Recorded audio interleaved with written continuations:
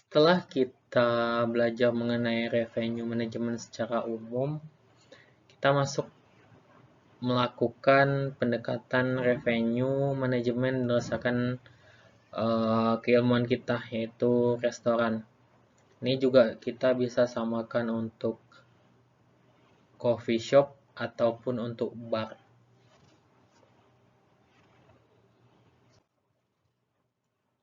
Jadi pada awalnya untuk menentukan, jadi revenue kan sebenarnya untuk menentukan bagaimana caranya kita melakukan tindakan untuk meningkatkan penjualan. Untuk awalnya kita harus menentukan namanya baseline atau standarnya, standar penilaiannya. Sama seperti analoginya, ketika kita mengatakan seseorang itu pintar, apa standarnya, apa tolak ukurnya. Ketika kita melihat seorang itu rajin, apa patokannya. Di sini kita akan melihat apa pola menentukan dasar ketika restoran itu sukses atau enggak. Kalau kita melihat orang rajin, tentu kita harus lihat kehadirannya. Kalau kita melihat orang pintar, tentu kita harus lihat penilaian rapornya atau nilai hasil evaluasinya. Jadi ada 5 yang akan dicek di sini. Yang pertama adalah pola kedatangan atau arrival pattern. Kemudian average check. Kemudian seat occupancy. Kemudian revenue per available seat hours atau disingkat RevPAS. Kemudian meal duration. Revenue management kan banyak itu ilmunya. Ada yang untuk hotel, ada yang untuk pesawat, dan di sini ada untuk restoran. Kita akan melihat bagaimana. Jadi ini matematika dasar aja kok.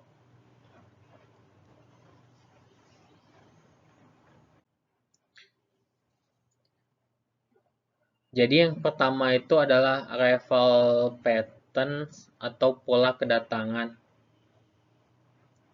Jadi kita harus melihat tamu itu ramenya kapan dan sepinya kapan.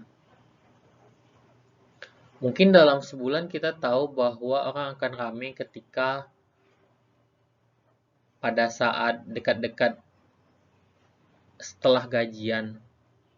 Mungkin di tanggal 1, tanggal 2, tanggal 30, tanggal 4, tanggal 5 itu adalah kalau yang punya gajinya ya.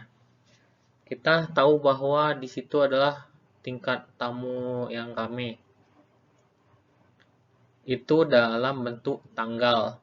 Ketika waktu minggu, Senin sampai Jumat, kita prediksi bahwa kalau dia kafe Sabtu atau Minggu atau weekend, mungkin ketika dia mungkin restoran itu dekat perkantoran, mungkin Senin sampai Jumat. Itu dalam bentuk hari. Kalau kita masuk ke dalam bentuk jam, mungkin nasi Padang akan ramai pada saat jam makan siang, mulai dari jam 11 sampai jam 2. Atau coffee shop yang ramai ketika jam 5 sore sampai jam 10 malam. Pola ini kita harus tahu kapan kita harus bersiap untuk ramai dan waktu sepi. Untuk saat ini kita pelajari itu dulu. Kita jangan masuk nanti di pertemuan selanjutnya kita akan melakukan apa tindakannya. Untuk saat ini kita cukup tahu saja dulu. Oke, itu adalah polanya. Jadi teman-teman harus mikirkan itu dulu.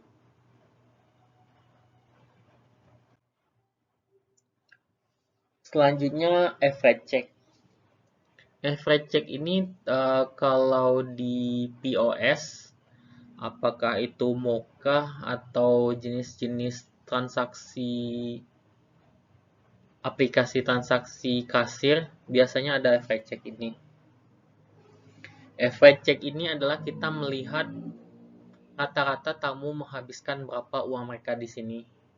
Jadi dengan adanya average check ini, kita tidak hanya melihat tamu itu, mungkin saya juga termasuk, kalau melihat restoran itu sukses atau restoran itu bagus atau enggak, kita lihat dari ramenya. Oh, si restoran ini rame, ini coffee shop rame. Kita hanya melihat dari jumlah tamunya. Dengan adanya average check ini, kita tahu mereka tidak hanya duduk di sana berlama-lama atau rame-rame, tapi mereka berapa banyak mereka menghabiskan uang di sana. Berapa sih jumlah uang yang mereka keluarkan untuk duduk di sana. Caranya gampang. Jadi rumusnya adalah average check sama dengan revenue dibagi jumlah tamunya. Sebagai contoh,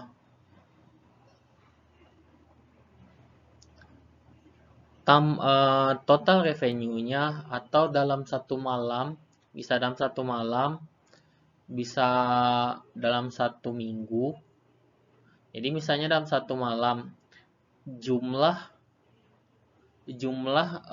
revenue-nya atau pendapatan kotornya itu adalah 1.200.000.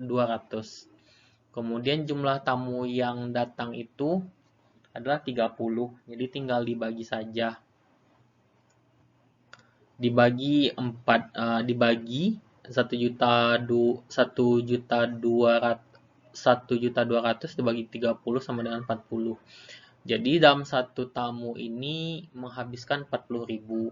Tamu yang teman-teman hitung inilah tamu-tamu yang duduk ya. Tamu-tamu yang di sini kita ambil logika adalah yang ada di sana, ada di restoran. Selanjutnya nanti tugasnya akan saya lampirkan di Google Form. Setelah kita tahu yang namanya average check, kita masuk ke seat occupancy. Seat occupancy ini kita melihat ketersediaan tempat duduk per jam. Seperti kita tahu, jumlah tempat duduk restoran juga terbatas, sama hal dengan tempat duduk di pesawat ataupun kamar di hotel.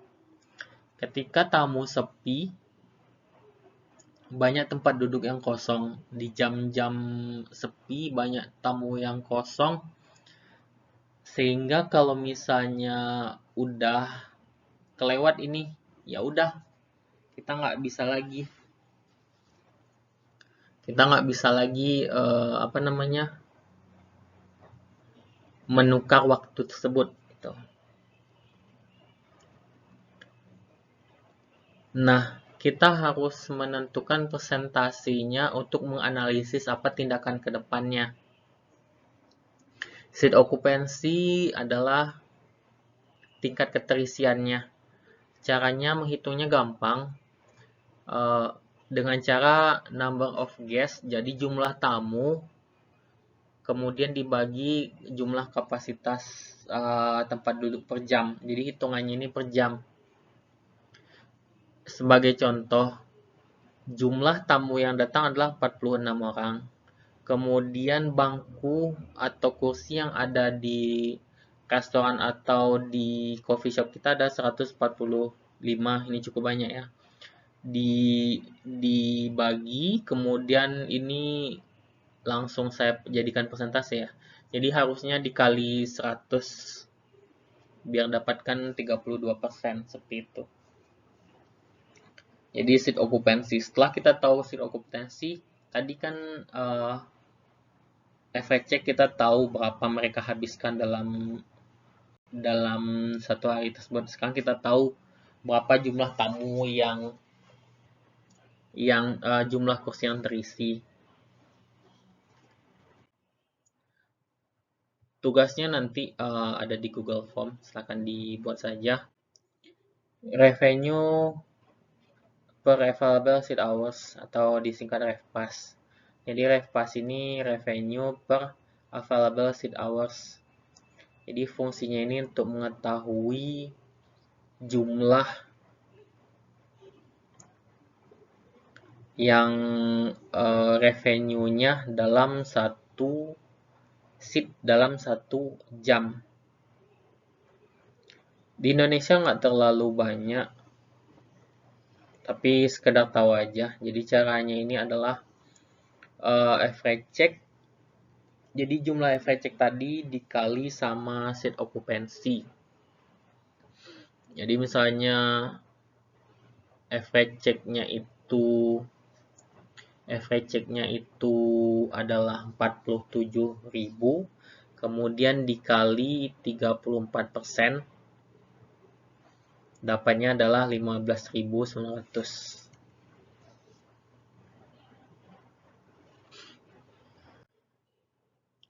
Oke, nanti kita akan bahas ini, bukan di sini, nanti di pertemuan selanjutnya.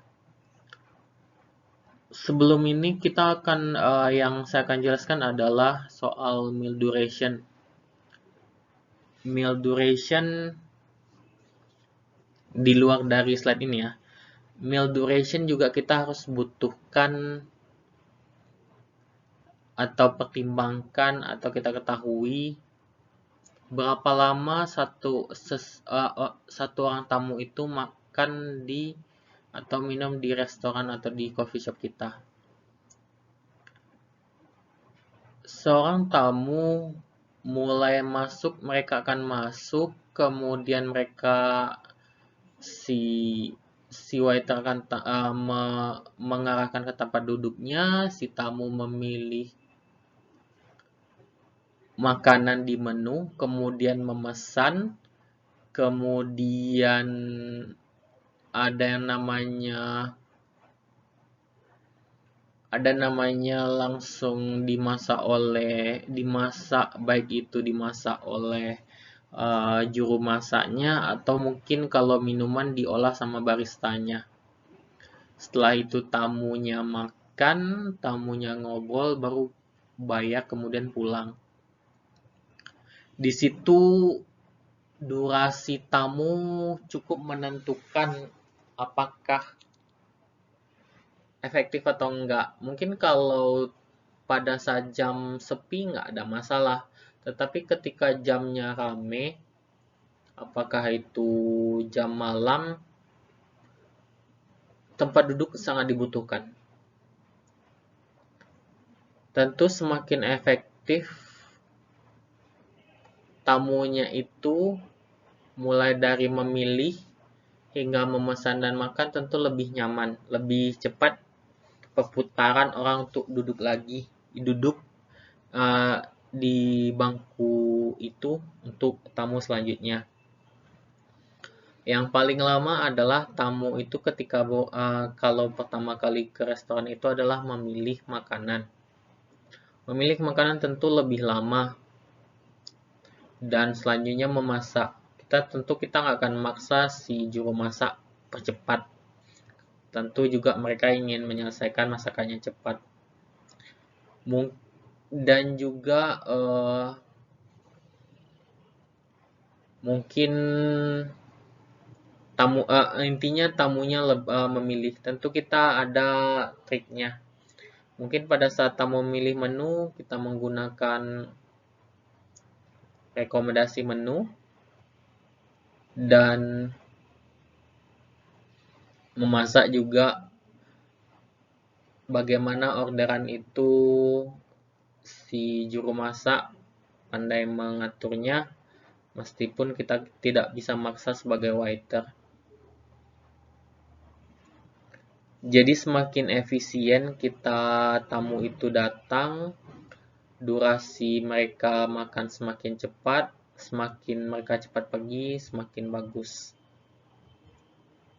Tentu itu juga mungkin kalau untuk coffee shop minumnya bisa 1 jam 2 jam. Kalau di restoran mungkin butuh 1 jam. Mungkin di tempat lain mungkin lebih cepat lagi. Jadi kita harus tahu berapa durasinya. Oke, untuk materi ini cukup. Saya ucapkan terima kasih.